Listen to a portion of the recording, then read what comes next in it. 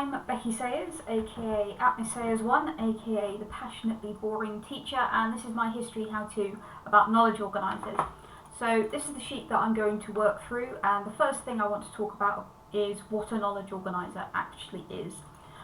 So there's my definition up on the screen. I'm not going to read through it, but what I am going to talk about is the two main schools of thought when it comes to knowledge organisers. So some people advocate using a grid format in which you essentially just have the piece of information or pieces of information laid out in a table, much like this. I personally prefer what I call the prose format or the diagram format, in which that information is usually in the form of bullet points or a diagram or something that connects the different pieces of knowledge together. I'm not saying that one is better than the other, I'm just saying that I prefer to use this style, and I think that most of the advice that I'm going to give you in this video can be applied to either style of knowledge organiser. So Daisy Christodoulou has emphasised on many occasions the importance both of background knowledge and knowledge generally when learning. And there's a fantastic quotation from an article she wrote a few years ago: "If we fail to teach knowledge, pupils fail to learn." So we should be teaching knowledge, and Kirshner, Sweller and Clark define learning as a change in long-term memory. So we want pupils to learn knowledge, we need to get them to learn that by getting a change in the long-term memory, and then if we combine that with Willingham's model of memory, we can get a good idea of why knowledge organisers are so important. Now hopefully you're going to be able to see my cursor, which you can.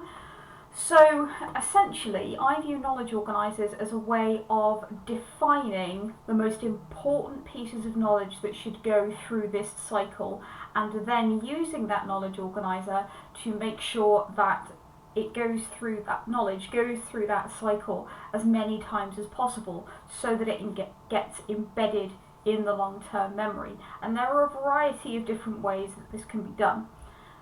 So the title of this slide is Using Knowledge Organisers in the Classroom. I tend to generally use knowledge organisers for homework, but I'm going to talk through each one. So, at its most basic form, using look, cover, say, write, check. I think this is a really good example of where grid knowledge organisers work really well, essentially sending a student home or giving a student some time with a well-written grid-style knowledge organiser and getting them to use that technique, which, I'm not a primary school teacher, but it's possible they would have practiced at primary school, can allow them to rehearse that knowledge. At my school we use quiz booklets, which I'm going to go into in a bit more detail. We can also use them, and I also use them in in-class scaffolding, so if I'm doing a revision session or if I know a student maybe isn't massively secure on knowledge that they're going to need to answer a question, then having the knowledge organiser page there is a really good quick support that they can use. And I also think they're fantastic as cover work, and that's largely working with these quiz booklets that I'm going to talk about in a minute. So knowledge organisers in the classroom and how I use them. So I'm just going to focus on quiz booklets because that is the main way that I use them. I really don't tend to use knowledge organisers in the classroom. So to give you an idea of the overall structure of how I kind of input information, most lessons, or actually probably every other lesson, because the learning cycle is probably over about 2 lessons, so the first lesson in each of these cycles we will probably spend doing a piece of reading and then picking apart that reading, manipulating the knowledge within it, and then turning that into a piece of our own writing. So their first bit of input will be a piece of reading. Then they'll go home, and when they go home they'll have this knowledge organiser. Now this knowledge organiser has been custom made, and it was made in conjunction with the resources. In fact, what I tend to do is I resource the lesson and then I write the knowledge organiser page. And students will be given a quiz booklet.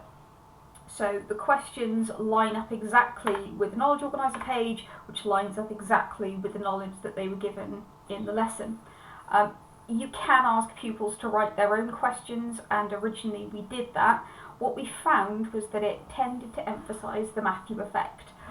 More able pupils who wrote very quickly, pupils who were able to write confidently, were able to write a lot of high quality nuanced questions that provided them with really high quality revision materials later down the line, whereas lower prior attained pupils, pupils below reading age, pupils who weren't confident writers often wrote very few low quality questions, and the time that it was taking to ensure that everybody had high quality questions was substantially eating into lesson time.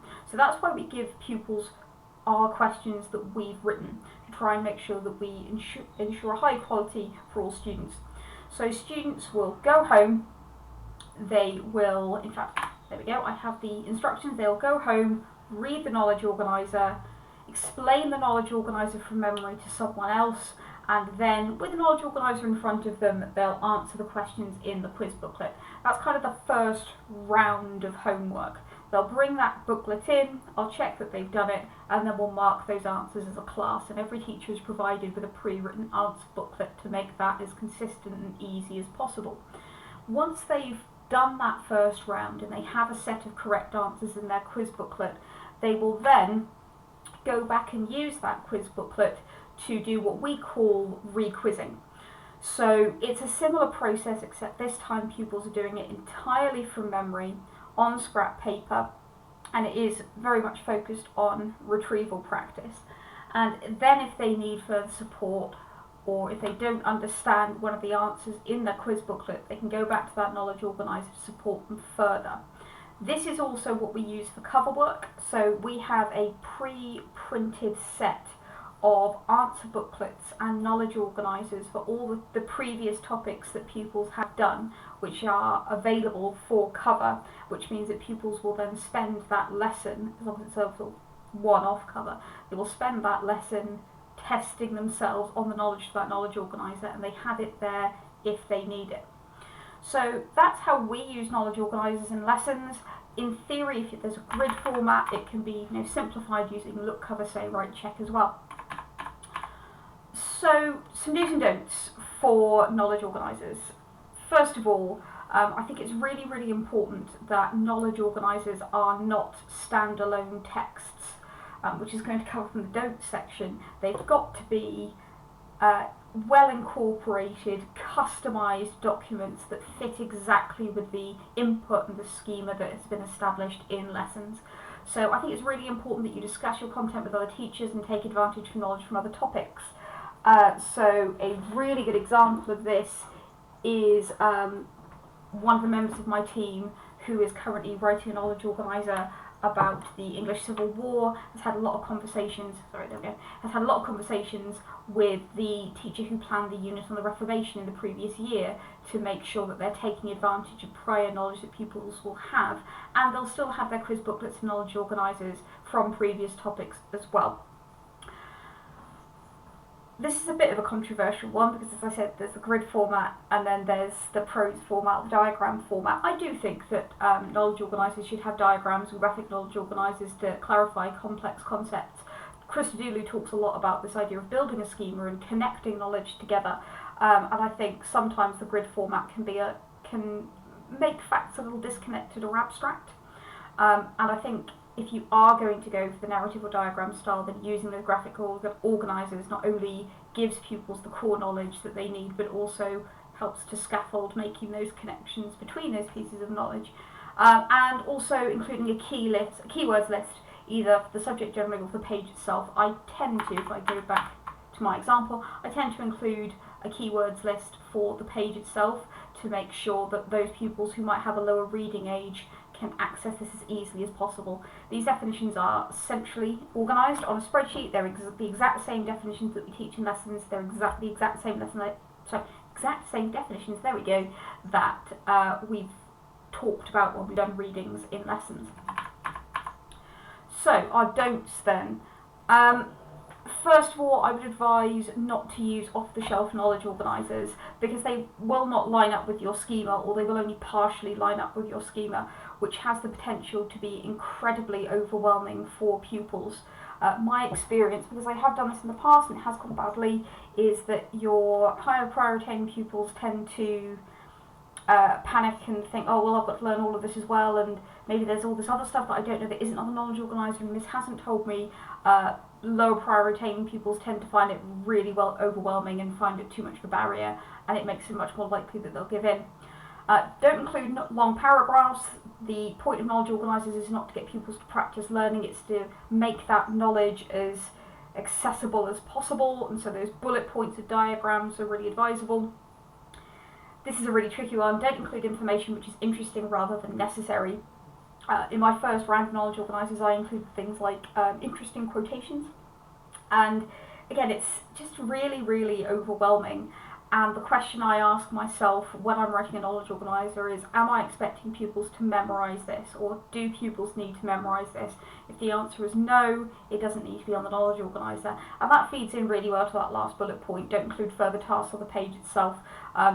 I would say that the best possible approach with knowledge organisers is having a standard format that you follow in terms of how pupils should engage with those knowledge organisers.